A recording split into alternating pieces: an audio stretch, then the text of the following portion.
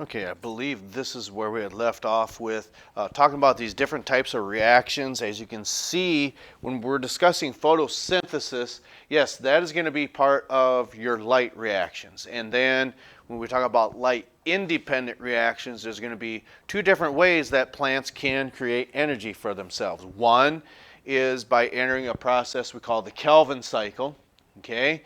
And the other would be the CAM pathways. Now, what you don't need to know the names of, well, the Kelvin cycle, we want you to know what it actually does. But the CAM pathway, we're not too, won't get too bent out of shape if we don't remember what that actually stands for. Let's see here, I believe. Okay, this was that overview of photosynthesis when we're talking about the light reactions. Then some people want to refer to these as the dark reactions, which you're not wrong if you say that because they're independent of the light reactions. One of your vocab terms was this enzyme called rubisco, okay? And what this does is it's taking in carbon dioxide and fixating that into sugar molecules, or in this case, organic molecules, okay? And what this means, we'll come back to this. I think if you see this, it'll make more sense, okay? So what we mean by that is as follows. I think maybe it makes more sense when you see this as humans and animals. When we talk about cellular respiration, that's also going to be on the schedule for today, that us as humans, we know, okay, we have to take in oxygen. There's no surprise there, okay? So then, along with this oxygen, okay, we're going to utilize sugar, and then as a byproduct, we give off carbon dioxide and then water. No surprise there. That's possibly something that you had learned years upon years ago, okay, probably in elementary school, okay? But it's just the opposite for that of plants, because we know that you learned in elementary, well, plants take in carbon dioxide, no surprise there, and then the roots have to take in water, okay? So then with that substance, water and this carbon dioxide, through these light independent reactions, that rubisco enzyme can now take carbon dioxide, mix with the water, and then make the components that it actually needs, and then gives off this as a byproduct. So notice these two reactions are just the opposite of one another. This is humans and animals, and then this would be your plants. These reactions go both ways. Okay, so back to where we left off with the Kelvin cycle here. Okay, this rubisco enzyme converts that inorganic carbon dioxide, okay, along with water, makes organic molecules like sugar, like what we had just illustrated up on the board.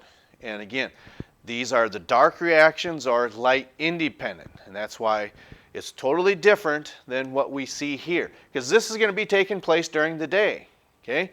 That's what part of your short check on learning was about last week, okay? Last week, Monday or Tuesday, this process of photosynthesis. Then we move on to the light independent reactions, okay? So when we're talking about phase 2, we're just talking about all the different ways that plants can make food for themselves, okay? And then here is again another one of them alternative pathways.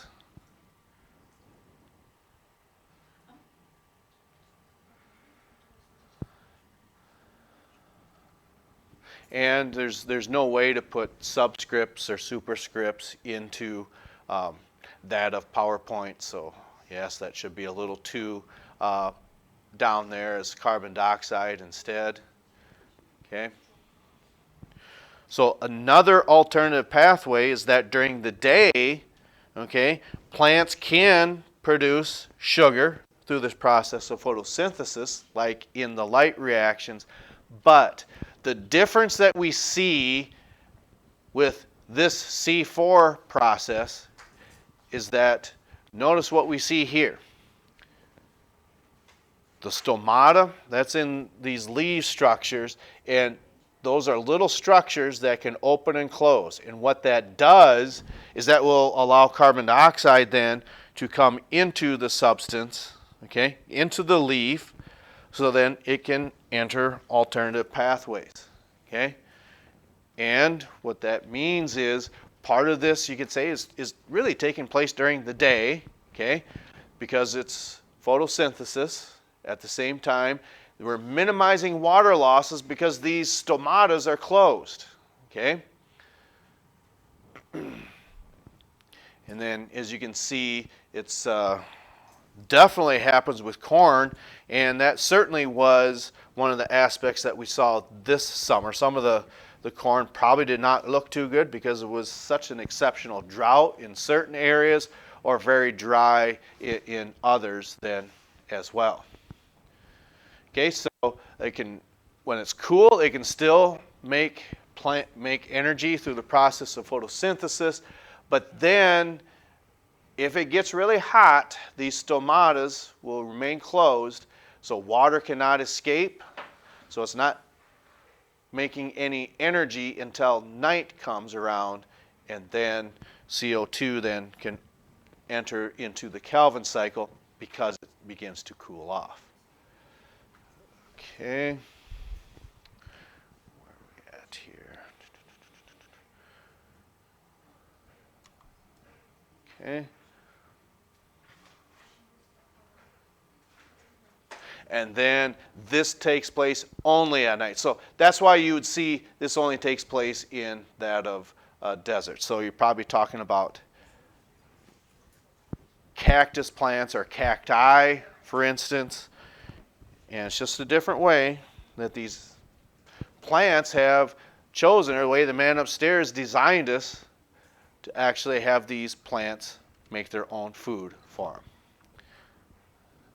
Okay, so you could say different ways depending upon their environment. Many of the plants that we're familiar with will go through the process of photosynthesis.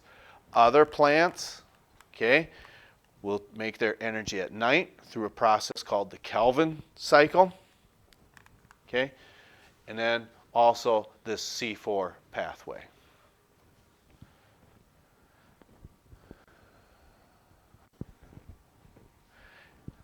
I'm guessing that does it for photosynthesis. We move on, and I know there's a lot of space on the paper that you have, and there's a reason for that. And that is when we talk about cellular respiration, it occurs in two ways. The first one is glycolysis, okay? So notice we had those two reactions up on the board. It's in the opposite direction of photosynthesis, okay?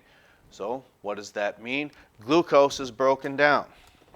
So rather than plants making their own food like they do down here, okay, making glucose molecules, here glucose is broken down into carbon dioxide then and water, in case we maybe forgot that. And it's all about ATP, or that adenosine triphosphate. It's just a molecule that gets burned or utilized in the mitochondria. Okay? The more mitochondria that we have, the more energy we can produce. So where would you find these mitochondria? Probably in large muscle cells like your biceps in your, when I say biceps, you actually part of your hamstring group, not the biceps in your forearm. Your quadriceps, okay? You're going to have probably lots of mitochondria in your diaphragm that runs your lungs, okay? Also your heart, you'd have probably lots of mitochondria just because they're burning so much energy there in this process of aerobic respiration, but then we can also produce energy anaerobically. Okay, those were two of your vocab terms. Okay.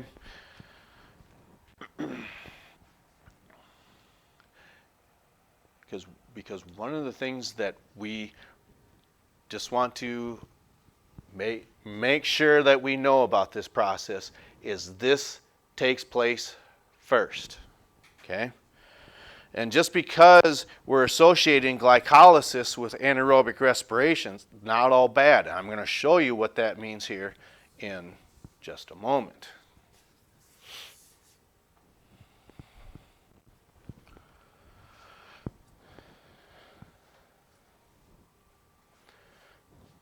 Okay, it's at this moment maybe you'd want to hit pause. So then, oh, he shut this off and I didn't have it done. Okay, so maybe you just want to hit pause. Then you can get that content down. Okay. So what we're going to be going over here can also be found on page 229, I believe. Yes, page 229 and 230. We're in section 8.3. But what I really want you to know from this, okay,